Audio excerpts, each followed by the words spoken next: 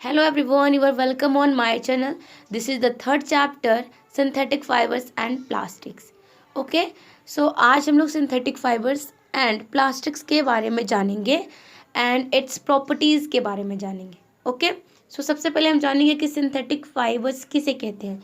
देखो fibers का मतलब क्या होता है, थ्रेड होता है, धागा होता है जिसे रेशा भी कहा जाता है. ठीक. एंड सिंथेटिक फाइबर्स, तो आपको पता है कि फाइबर्स टू टाइप्स के होते हैं. आपने क्लास 7 में पढ़ रखा है. एक वो फाइबर होता है जो हमें नेचुरली मिलता है जिसे हम कहते हैं नेचुरल फाइबर, और एक वो फाइबर होता है जो हमें नेचुरली नहीं मिलता है, उसे ही हम कहते हैं सिंथेटिक फाइबर्स, या इसका दूसरा नेम है आर्टिफिशियल फाइबर, हिंदी में कृत्रिम रेशा, और या फिर ह्यूमन मेड फाइबर, मतलब इंसानों द्वारा बनाया गया फाइबर. और नेक्स्ट है प्लास्टिक्स. इसके बारे में तो आप जानते ही हैं. इसमें लेकिन आप और डिटेल में पढ़ोगे कि फाइबर्स यानी सिंथेटिक फाइबर्स एंड प्लास्टिक्स की क्या प्रॉपर्टीज है. ओके, सो आइए स्टार्ट करते हैं.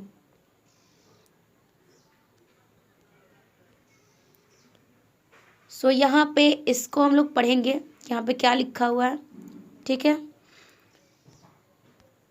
सो the clothes which we wear are made of fabrics. हम जो भी क्लॉथ्स पहनते हैं वो फैब्रिक्स का बना होता है, मतलब धागा का बना होता है.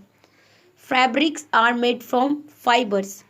अब देखो, हम जो भी कपड़े पहनते हैं वो फैब्रिक्स का यानी कपड़े का बना होता है. ठीक है, हम जो भी क्लॉथ्स पहनते हैं वो फैब्रिक्स यानी कपड़े का बना होता है. और ये फैब्रिक्स, ये कपड़े कहाँ से मिलते हैं? फाइबर्स यानी कि धागा से मिलते हैं. ऑब्टेन फ्रॉम नेचुरल और आर्टिफिशियल सोर्सेज. तो ये जो फाइबर्स होगा वो नेचुरल तरीके से भी मिल सकता है या आर्टिफिशियल भी हो सकता है. ठीक है. Can you name some natural fibres. क्या आप कुछ नेचुरल फाइबर्स के नेम बता सकते हो? तो बिल्कुल बता सकते हैं. नेचुरल फाइबर का जो नेम है ऊल हो गया. ऊल भी एक नेचुरल फाइबर है. सिल्क भी एक नेचुरल फाइबर है. कॉटन भी एक नेचुरल फाइबर है. ठीक है, तो ये सब कुछ एग्जाम्पल्स थे नेचुरल फाइबर के. आगे है fibres are also used for making a large variety of household articles. Fibre का इस्तेमाल करके हम घर में जो रखते हैं घर की चीज़ें, हाउस होल्ड चीज़ें, जो घरेलू चीज़ें होती हैं हम उसे भी बना पाते हैं. हाउस होल्ड आर्टिकल्स को भी हम लोग variety, a large variety of house hold को हम बना पाते हैं. किससे? फाइबर से. ठीक है, जैसे कि हम लोग जो जिसमें पायदान जिसे कहते हैं ना, तो वो भी फैब्रिक का बना होता है. या फिर कुछ और चीज़ें जैसे कि बैग्स, ठीक है, थैला, ये सब फैब्रिक का बना होता है. ठीक है, तो make a list of some common articles made from fibres. तो आपको एक कॉमन आर्टिकल्स जो हम लोग घर में रखते हैं, हाउस होल्ड थिंग्स जो फाइबर्स से बना होता है, उसका आपको यहाँ पे एक लिस्ट में नेम को मेंशन करना है. and try to separate them into those made from natural fibers and those made from artificial fibers. और आपको ये भी बताना है कि कौन नेचुरल फाइबर से बना हुआ है एंड कौन आर्टिफिशियल फाइबर से बना हुआ है. और इस तरह से आपको जो टेबल 3.1 है यानी कि यहाँ है, इसको फिलअप करना है. आगे हम देखते हैं आगे क्या लिखा हुआ है. तो why did you label some fibres as artificial. हम लोग जब 3.1 एक्टिविटी को करोगे तो कुछ ऐसा फाइबर्स आएगा जो नेचुरल फाइबर होगा, कुछ ऐसा होगा जो आर्टिफिशियल फाइबर होगा. तो आपने उस आर्टिफिशियल की कैटेगरी में क्यों रखी है? ऐसा क्या क्या प्रॉपर्टीज उसके पास था जिसके कारण आपने उसको नेचुरल ना कहकर आर्टिफिशियल कह दिया. ठीक है, तो इस क्वेश्चन का जवाब आपको यहाँ पे मिलेगा. तो इसे जरा हम अच्छे से ध्यान से पढ़ते हैं. तो देखिए इसमें क्या लिखा हुआ है. You have read in your previous classes that natural fibres like cotton, wool, silk etcetera. देखो नेचुरल फाइबर कौन कौन से हैं? कॉटन है, वूल है, सिल्क है. तो are obtain from plants and animals. तो जितने भी नेचुरल फाइबर्स है वो चाहे तो आपको प्लांट से मिलेगा या फिर एनिमल से मिलेगा. तो इसलिए नेचुरल चीज़ों से मिलती है. जैसे कि जो प्लांट्स है, जो एनिमल्स है, वो तो नेचर का दिया हुआ गिफ्ट है और उससे ही हमें ये फाइबर मिल रहा है, इसीलिए हम इसको नेचुरल फाइबर कहते हैं. But the synthetic fibres on the other hand, दूसरे साइड पे हमारे पास है सिंथेटिक फाइबर. ठीक है, are made by human beings, जो कि ह्यूमन बींग्स के द्वारा बनाया गया है, इसीलिए हम इसको सिंथेटिक फाइबर या फिर मैन मेड फाइबर्स कहते हैं. आगे समझ में. नेचुरल फाइबर क्या होता है, जो प्लांट्स एंड एनिमल्स से मिलता है, वो तो हमें प्लांट्स एंड एनिमल्स से नेचुरली मिलता है, क्योंकि ये दोनों चीज़ें नेचर में पाए जाते हैं, नेचर द्वारा वो मिले हैं हमें, तो उससे जो फाइबर मिल रहा है उसको हम नेचुरल फाइबर कहेंगे। और हाँ, जो इंसान द्वारा बनाए गए फाइबर हैं हम उसे मैनमेड कहेंगे या फिर सिंथेटिक कहेंगे, जो आप यहाँ पे देख सकते हो। ओके, अब आगे देखते हैं। अब व्हाट आर सिंथेटिक फाइबर्स, अब हम सिंथेटिक फाइबर्स किसको कहेंगे, चलो इसे अब देखते हैं। So try to recall the uniform pattern found in a necklace of beads joined with the help of a thread. देखो ये आपको दिख रहा होगा, यहाँ पे एक एक्टिविटी गिवन है, इस एक्टिविटी को देखिए। इसमें है, एक में है आपको मोतियों का माला दिख रहा है ए में, और बी में आपको पेपर क्लिप्स को ज्वाइन करके एक लंबा सा चेन तैयार किया गया है। ठीक है, अब इसमें देखो क्या कहा जा रहा है कि आपको एक यूनिफॉर्म पैटर्न देखना है, नेकलेस जैसे बनता है उसको, और try to join a number of paper clips, और पेपर क्लिप्स को टुगेदर जोड़ देना है और उससे एक लंबा चेन तैयार करना है। एज इन फिगर 3.1 में आप देख सकते हो बी में। ठीक है, is there any similarity between the two. अब देखो पूछा जाना है कि इन दोनों में, देखो एक में मोतियों को ऐड कर करके, स्मॉल यूनिट के ऐड कर करके एक नेकलेस, एक माला तैयार किया गया है जो एक सिंगल लार्ज यूनिट है। ठीक है, और दूसरे में छोटे छोटे पेपर क्लिप्स को ऐड करके एक बड़ा सा चेन तैयार किया गया है जो कि एक सिंगल लार्ज यूनिट है, लेकिन जो पेपर क्लिप्स हैं वो छोटे छोटे हैं। अब दोनों में क्या सिमिलरिटी है, मतलब दोनों में तुमको सिमिलरिटी क्या दिख रही है, समानता क्या दिख रही है, तो इसमें समानता यही दिख रही है कि इसमें छोटे छोटे मोतियों को मिलाकर एक बड़ा माला तैयार किया गया। जब स्टार्टिंग पॉइंट था इसका, जब यूनिट था वो था स्मॉल यूनिट, और फिर जब बाद में ये बन गया तो एक लार्ज यूनिट बन गया, आप देख सकते हो। उसी तरह से पेपर क्लिप जो था वो छोटा छोटा था, बट जब उसको ऐड कर दिया गया तो वो एक लार्ज यूनिट, सिंगल यूनिट बन गया। ठीक है, तो इसमें पेपर क्लिप छोटा सा था, तो इसमें यही सिमिलैरिटी है कि दोनों को स्मॉल यूनिट से बनाया गया है और तब जाकर एक लार्ज सिंगल यूनिट बनाया गया है। दोनों जो स्टार्टिंग में जब इसमें किस चीज़ को ऐड किया गया है, तो इसमें छोटे छोटे मोतियों को और इसमें छोटे छोटे पेपर क्लिप्स को ऐड करके एक बड़ा यूनिट, एक सिंगल, एक ही यूनिट बना है, लेकिन ये बड़ा बना है और ये भी बड़ा बना है, यही इसमें समानता है। तो आइए आगे पढ़ते हैं। इसको आप समझ लिए तो समझो कि इसको भी आप समझ लोगे। अब देखो क्या यहाँ पे बोला जा रहा है कि A synthetic fiber is also a chain of small units joined together। जैसे आपने पेपर क्लिप्स का एक लॉन्ग चेन देखा, जैसा आपने विड्स का, मोतियों का एक नेकलेस देखा, सेम उसी प्रकार से जो जितने भी सिंथेटिक फाइबर्स हैं वो सारे सिंथेटिक फाइबर छोटे छोटे यूनिट्स को जोड़कर एक सिंगल लार्ज चेन बनाया जाता है। उसी चेन को हम लोग सिंथेटिक फाइबर कहते हैं। ठीक है, छोटे छोटे यूनिट्स को मिलाकर एक बड़ा सा चेन बनाया जाता है, उसी को सिंथेटिक फाइबर कहा जाता है। देखिए, each small unit is actually a chemical substance. अब देखो, जैसे कि माला बनाना था, जब हमें नेकलेस बनाना था तो हमने छोटे छोटे मोतियों को ऐड किया। ठीक है, छोटे छोटे मोतियों को ऐड करके हमने एक सिंगल लार्ज यूनिट तैयार कर दिया। ठीक है, उसी प्रकार से सेम इसी वे में क्या होता है कि छोटे छोटे यूनिट्स को ऐड करके क्या बनाया जाता है, एक सिंगल लार्ज यूनिट बनाकर बनाया जाता है, जिसी को सिंथेटिक फाइबर कहा जाता है। आ गया समझ में। अब देखो, इसमें जब छोटी यूनिट जो थी, एक मोती थी, ठीक है नहीं, जब हम नेकलेस बनाते हैं तो उसमें जो स्मॉल यूनिट क्या है, एक मोती है, एक बीड है। लेकिन जब हम सिंथेटिक फाइबर या आर्टिफिशियल फाइबर की बात करते हैं तो जो उसमें वन यूनिट जो होता है, एक सिंगल यूनिट, छोटा सा जो मोती होता है, मोती नहीं मतलब छोटा सा जो यूनिट होता है, इसमें जो स्मॉल यूनिट था वो मोती था, समझने की कोशिश कीजिए। और इसमें जो स्मॉल यूनिट था उसे हम क्या कहेंगे, वो क्या था, तो वो एक केमिकल सब्सटेंस था। इसमें जो छोटा यूनिट था वो एक मोती था, बट इसमें जो स्मॉल यूनिट था वो एक केमिकल सब्सटेंस था। आ गया समझ में। तो वही इसमें छोटे छोटे कैसे हम लोग यूनिट्स को ऐड करके एक बड़ा बनाए, तो इसमें भी छोटे छोटे यूनिट्स को ऐड करके बड़ा बनाया जाता है। तो उस छोटे यूनिट को केमिकल सब्सटेंस कहा जाता है। ठीक है, केमिकल सब्सटेंस होता है वो, और इसको हम लोग कहते क्या है, इसको हम लोग कहते हैं मोनोमर। हम लोग इसको क्या कहते हैं, मोनोमर। ठीक है, मोनोमर कहते हैं। तो ये आपको याद रखना है। अब जैसे इसमें हमने इसको विड कहा और इसमें हमने छोटी यूनिट को मोनोमर कहा, इसमें पूरी यूनिट को हमने नेकलेस कहा, तो इसमें पूरी यूनिट को हम लोग क्या कहेंगे, पॉलीमर कहेंगे। आ गया समझ में? अब समझिए, अब देखो सिंथेटिक फाइबर जो है a chain of small unit से, छोटे छोटे यूनिट से मिलकर बना है, और उस छोटे यूनिट को हम लोग कहते हैं मोनोमर। एक छोटे यूनिट को हम मोनोमर कहते हैं, और ये केमिकल सब्सटेंस होता है। क्या होता है? ये केमिकल सब्सटेंस होता है, केमिकल सब्सटेंस होता है। And many such small units combine to form a large single unit called a polymer. तो उसी तरह से छोटे छोटे मोतियों को ऐड करके जो नेकलेस बनाया जाता है, एक सिंगल लार्ज यूनिट, उसी तरह से छोटे छोटे केमिकल सब्सटेंस का मैंने नाम क्या बताया था आपको, मोनोमर। तो छोटे छोटे मोनोमर को ऐड करके एक लार्ज सिंगल यूनिट बनाया जाता है, जिसको हम पॉलीमर कहते हैं। आगे समझ में? अब ये जो पॉलीमर है वो वर्ड आया कहाँ से?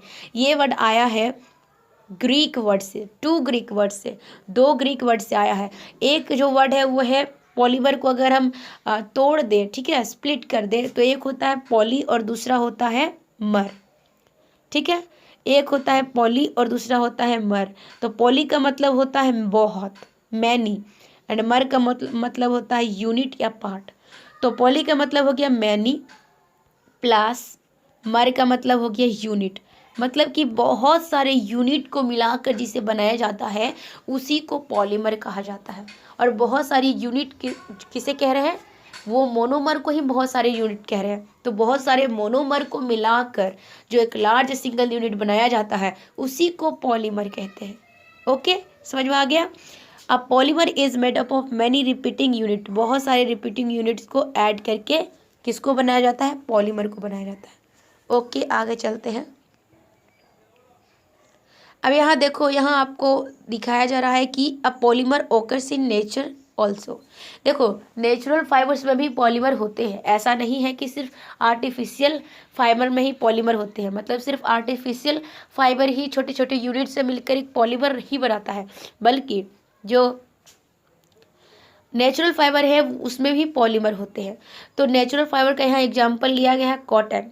कॉटन एक पॉलीमर है जिसको क्या कहते हैं? सेलुलोज कहते हैं। पॉलीमर्स ओकर in nature also. Cotton for example is a polymer called cellulose. Cotton भी एक पॉलीमर है, मतलब कॉटन भी छोटे छोटे यूनिट से मिलकर बना है जिसे सेलुलोज कहा जा रहा है। और cellulose is made up of a large number of glucose units. ठीक है, तो large number of glucose unit से मिलाकर सेलुलोज को बनाया गया है। और सेलुलोज क्या है? एक पॉलीमर है जो कि कॉटन है। ठीक है, कॉटन एक पॉलीमर है और इसका जो नेम दिया गया है वो सेलुलोज दिया गया है। पॉलीमर है जिसका नेम दिया गया है सेलुलोज, और सेलुलोज क्या है? तो ये किससे बना है? तो large number of glucose unit से बना है। ठीक है, अब आगे देखते हैं टाइप्स ऑफ सिंथेटिक फाइबर्स। हमने टाइप्स ऑफ नेचुरल फाइबर्स तो देख लिया कि कितने हैं, सिल्क है, कॉटन है, ऊल है, बट अब हम देखेंगे types of synthetic fibres.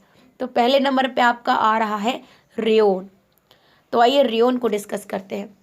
You have read in class 7 that silk fiber obtained from silkworm was discovered in China and was kept as a closely guarded secret for a long time। ठीक है, देखो हमें पता है कि जो ये silk है, हमने क्लास 7 में पढ़ा है, वो सिल्क वॉर्म से मिलता है। और ये बात जो है वो डिस्कवर्ड कहाँ हुई थी? ये चीज़ डिस्कवर्ड हुई थी चाइना में, और उन्होंने बहुत समय तक, कहा जाता है 7000 साल पहले, और उन्होंने बहुत समय तक इस बात को अदर कंट्रीज से छुपा कर रखी थी। ठीक है, और बाद में जाकर हमें ये बात पता चला था। तो fabric obtained from silk fibre was very costly. अब देखो, जो भी फैब्रिक है, जो भी कपड़ा सिल्क के धागे से बनता है वो बहुत महंगा होता है। Okay, but it's beautiful texture, लेकिन उसका इतना सुंदर जो टेक्सचर है वो लोगों को फैसिनेट करता है एवरीबॉडी, अपनी तरफ आकर्षित करता है, अट्रैक्ट करता है।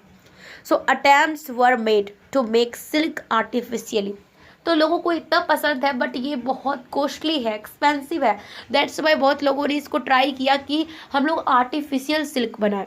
And towards the end of the 19th century, और 19वीं शताब्दी के अंत में scientists were successful in obtaining a fiber having properties similar to that of silk. तो 19th सेंचुरी के अंत में साइंटिस्ट्स को सक्सेस मिली और उन्हें पता चला कि कुछ ऐसे फाइबर है जिनकी प्रॉपर्टीज किससे सिमिलर है, सिल्क से मिलती जुलती है, ठीक है। Such a fiber was opted by chemical treatment of wood pulp. अब उसी चीज को जो उन्हें फाइबर मिला, ठीक है, फाइबर उन्होंने जो बनाया, डिस्कवर किया, वो उनकी प्रॉपर्टी जो थी वो सिल्क से मिलती थी। तो वो बना किससे था, वो जो फाइबर डिस्कवर्ड हुई थी वो किससे बनी थी, तो वो फाइबर बना था केमिकल ट्रीटमेंट से of wood pulp. Wood pulp का मतलब होता है जो लकड़ी के पीसेस होते हैं, ठीक है, लकड़ी जो जैसे कि जो ट्री होता है, पेड़ होता है, उसके बार्क छाल को छिल दिया जाता है, उसके बाद उसे उसके पीसेस को निकाला जाता है, ठीक है, तो उसको वुड पल्प कहा जा रहा है। तो वुड पल्प को केमिकल ट्रीटमेंट के साथ, वुड पल्प के साथ खूब ट्रीटमेंट किया गया केमिकली, एंड देन जाकर एक फाइबर तैयार होगा। दिस फाइबर को हम लोग नेम दे दिए रेयोन, और ये है एक आर्टिफिशियल सिल्क, क्योंकि इसकी प्रॉपर्टी जो है किससे सिमिलर है, सिल्क से सिमिलर है, बट ये सिल्क है नहीं, तो ये क्या है, आर्टिफिशियल सिल्क है। समझ में आ गया, तो इसलिए इसको रेयोन और आर्टिफिशियल सिल्क दोनों कहते हैं। तो ये नेम जो है आर्टिफिशियल सिल्क, ये बहुत इंपॉर्टेंट है, आप जरूर याद रखना, क्योंकि ये क्वेश्चन पूछ भी सकता है। अब हम आगे देखेंगे, आगे में क्या है, all through rayon is obtained from a natural source. देखो आपने देखा कि ऑल थ्रू कैसे भी हो, मतलब ये आर्टिफिशियली बनाया गया, बट रेयोन जो है वो नेचुरल सोर्स से ही बना है। वुड पल्प, वुड कहाँ से मिलता है, लकड़ी कहाँ से मिलता है, पेड़ से मिलते हैं, प्लांट से मिलते हैं, ट्रीज से मिलते हैं, तो ये सारी चीज़ क्या है, नेचुरली हमें मिलता है, ये सारे चीज़ नेचर से प्राप्त होते हैं। सो ये एक नेचुरल सोर्स हो गया, क्या, वुड पल्प। समझ में आ गया, तो it is a man made fibre. अभी क्या है, वो एक मैन मेड फाइबर तो है, बट वो एक नेचुरल सोर्स से बना है, इसीलिए इसको सेमी आर्टिफिशियल कहा जाता है, ठीक है, सेमी सिंथेटिक कहा जाता है, क्योंकि ये पूरी तरह से सिंथेटिक नहीं है, क्योंकि इसमें हम लोग नेचुरल चीज़ों का यूज कर दिया है, साइंटिस्ट्स ने नेचुरल चीज़ों का यूज कर दिया है, ठीक है, इसलिए। Now it is cheaper than silk and can be woven like silk fibres. अब क्या है कि ये जो है आर्टिफिशियल सिल्क, रेयोन जो है वो सिल्क जैसा दिखता है, बट सिल्क से ये सस्ता है, ठीक है, एंड इसको हम लोग सिल्क फाइबर्स को, जैसे कि सिल्क फाइबर्स को कैसे हम लोग बुनते हैं, कपड़ा बनाते हैं, उसी तरह से हम लोग इसको भी बुन के कपड़ा बना सकते हैं, ठीक है। Now it can also be died in a wide variety of colours, और इसको आप बहुत सारे कलर्स में कलर भी कर सकते हो, ठीक है, बहुत सारे कलर्स में आप इसको डाई कर सकते हो। यहाँ पे लिखा है wide variety of colours. Rayon is mixed with cotton to make bedsheets. अब देखो, अगर आप रेयोन के साथ में कॉटन मिला रहे हो तो बेडशीट्स तैयार होगा, एंड अगर आप कॉटन के रेयोन के साथ में ऊल मिला रहे हो तो कारपेट्स तैयार होगा, ठीक है। तो अगर आपको बेडशीट बनाना है तो रेयोन के साथ कॉटन मिक्स कीजिए, ये इंपॉर्टेंट है आपके लिए, और अगर आपको कारपेट्स बनाना है तो रेयोन के साथ ऊल को मिक्स कीजिए। अब आगे देखिए, नेक्स्ट जो है वो है नाइलॉन, ठीक है, नेक्स्ट जो है वो है nylon. So nylon is another man made fibre. Nylon जो है वो दूसरा मैन मेड फाइबर है। इन 1931 it was made without using any natural raw material from plant और एनिमल। तो जो नाइलॉन है वो अदर एग्जाम्पल है आर्टिफिशियल फाइबर का, और ये 1931 में बना था। इसको बनाने के लिए कुछ भी नेचुरल रॉ मटेरियल की ज़रूरत नहीं पड़ी थी, जो कि प्लांट और एनिमल से मिलता है। जैसे कि वुड पल्प, वो तो प्लांट से मिलता है, तो इसको बनाने के लिए ऐसी कोई चीज़ की ज़रूरत नहीं, इसमें कोई चीज़ नहीं है जो प्लांट से या एनिमल से मिलता है, ठीक है। It was prepared from coal, water and air. इसको coal and water and air से बनाया गया है। वी नो दैट कि कोल, वाटर एंड एयर ये सब चीज़ें हैं जो नेचुरल सोर्स से नेचुरली हमें मिलते हैं, ठीक है, ये सब नेचर से हमें प्राप्त होते हैं। लेकिन यहाँ पे क्या लिखा है, नेचुरल रॉ मटेरियल वो बोला जा रहा है जो प्लांट और एनिमल से मिलता है, ठीक है, जो प्लांट और एनिमल से जो नेचुरल रॉ मटेरियल मिलता है उससे इसको नहीं बनाया गया, बट ये नेचुरल रॉ मटेरियल से बनाया गया है, लेकिन किससे, तो कोल से, वाटर से एंड एयर से। आ गया समझ में, ये भी नेचुरल मटेरियल ही है, लेकिन प्लांट एंड एनिमल्स वाली चीज़ों को इसमें यूज नहीं किया गया। So it was the first fully synthetic fibre. तो ये पूरी तरह से सिंथेटिक फाइबर है। फर्स्ट पहला फुल्ली पूरी तरह से सिंथेटिक फाइबर है। तो नायलॉन का आप याद रखना कि फर्स्ट फुल्ली सिंथेटिक फाइबर कौन है, ये क्वेश्चन पूछेगा, then you have to answer nylon. Okay, आगे देखते हैं। Nylon fibre was strong, elastic and light. अब इसकी प्रॉपर्टीज़ क्या क्या है? जो नायलॉन होती है वो मजबूत होती है, इलास्टिक होती है एंड लाइट, हल्का होती है। इलास्टिक का मतलब रबर की तरह ये खिंचाव होगा। इट वॉज लस्ट्रस, इसका चमक भी अच्छा होगा, एंड ईजी टू वॉश, और आसानी से आप इसको धो सकते हो। So it become very popular for making cloth. So इसलिए ये कपड़ों को बनाने में बहुत पॉपुलर हो गया इसकी प्रॉपर्टीज़ के कारण। आगे देखते हैं। We use many articles made from nylon. हम लोग बहुत सारे बहुत सारे आर्टिकल्स को यूज करते हैं जो नायलॉन का बना होता है, जैसे कि सॉक्स, मोजे, रोब्स, रस्सियाँ, टेंट्स, तंबू बनाने के लिए जो क्लॉथ मिलता है, एंड टूथब्रशेस, जो हम लोग टूथब्रशेस यूज करते हैं वो, car seat belts, sleeping bags, curtains मतलब पर्दा, ये सारी चीज़ें जो हैं वो नायलॉन के बने हुए हैं, नायलॉन आर्टिकल्स है। ओके, नेक्स्ट है नायलॉन इज। यहाँ पे आप देख सकते हो, यहाँ पे आपको पिक्चर गिवन है कि various articles made from nylon से बना हुआ है। अब देखो यहाँ पे क्या बोल रहा है, बूझो बोल रहा है, is nylon fibre really so strong. क्या नायलॉन फाइबर जो होता है वो सच में बहुत मजबूत होता है? That we can make nylon parachute. तो क्या हम लोग नायलॉन से पैराशूट्स बना सकते हैं, या फिर वो रोप्स बना सकते हैं जो हम लोग रॉक क्लाइंबिंग में यूज करते हैं, पहाड़ चढ़ते समय यूज करते हैं? तो बिल्कुल हम लोग ये दोनों चीज़ कर सकते हैं, पैराशूट्स भी बना सकते हैं, एंड रोप क्लाइंबिंग के लिए जो माउंट एवरेस्ट को क्लाइंब करता है जो लोग, या फिर कोई दूसरे पहाड़ को, माउंटेन्स को क्लाइंब करते हैं, उसके लिए क्या यूज करते हैं? नायलॉन का ही जो रोप है वो यूज करते हैं। अब देखते हैं uses of nylon fibres. Nylon fibres का क्या क्या यूज़ है? So also use for making parachutes, parachutes बनाने में भी यूज होता है, एंड रॉक्स क्लाइंबिंग के लिए जो रोप्स होता है, रस्सियाँ होती है, उसके लिए भी इसका यूज होता है। So nylon thread is actually stronger than a steel wire. आप कह सकते हो कि एक स्टील वायर जो है, ठीक है, स्टील का तार जो है उससे भी मजबूत होता है ये नायलॉन का रस्सी, नायलॉन जो थ्रेड है, नायलॉन जो फाइबर है वो। ठीक है, आगे समझ में। Let us find out. अब हम पता करते हैं, एक्टिविटी 3.1 को देखते हैं। इसमें आपको क्या करना है, जिस तरह से आपको पिक्चर में दिखाया गया बस वैसे ही करना है। टेक एन आयरन स्टैंड आपको ले लेना है, ठीक है, ये रहा आपका आयरन स्टैंड। उसके बाद आपको क्या करना है, टेक अ कॉटन थ्रेड। अब यहाँ पे एक कॉटन थ्रेड लगा देना है, ऑफ अबाउट 60 सेंटीमीटर का आपको लेना है।